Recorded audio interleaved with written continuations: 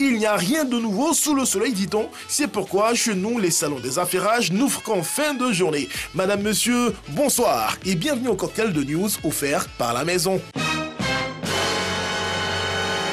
Côte d'Ivoire, quand Petit Denis trouble des sommeils.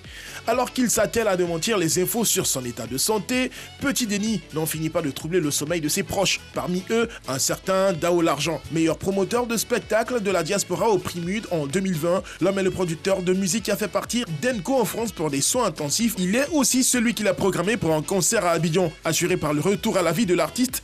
Mais en Côte d'Ivoire, les choses ne se passent pas comme prévu. Le Premier ministre Amadou Gon Coulibaly, qui devait parrainer l'événement, décède.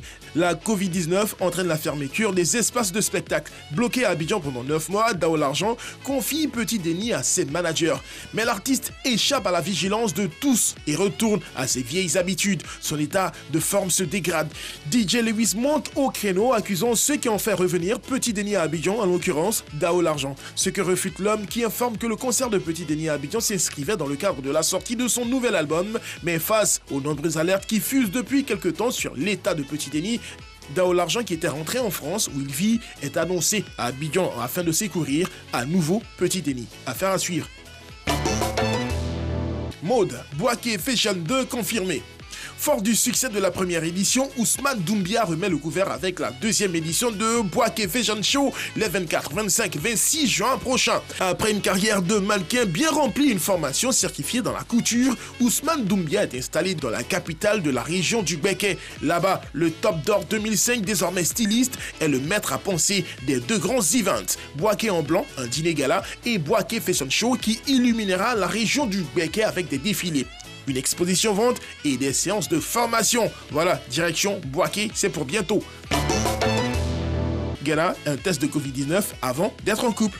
Selon les médias ghanéens, les personnes qui guérissent de la Covid-19 souffrent de dysfonctionnement érectile, voire d'une impuissance totale. Réagissant à cet effet, la députée Ursula Oussou Ekofoul, également ministre de la Communication, conseille aux hommes de porter fréquemment leur masque afin de protéger leur couple.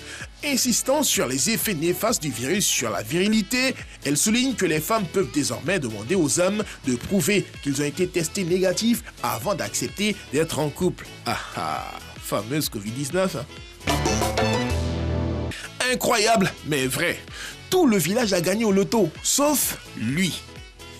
La loterie de Noël en Espagne, c'est quelque chose. Surtout pour les habitants de Sodeto, qui ont tous joué les mêmes numéros en décembre 2012, gagnant de ce fait 900 millions d'euros à se partager. Tous les habitants sont devenus riches, sauf Kostis Mitsotakis.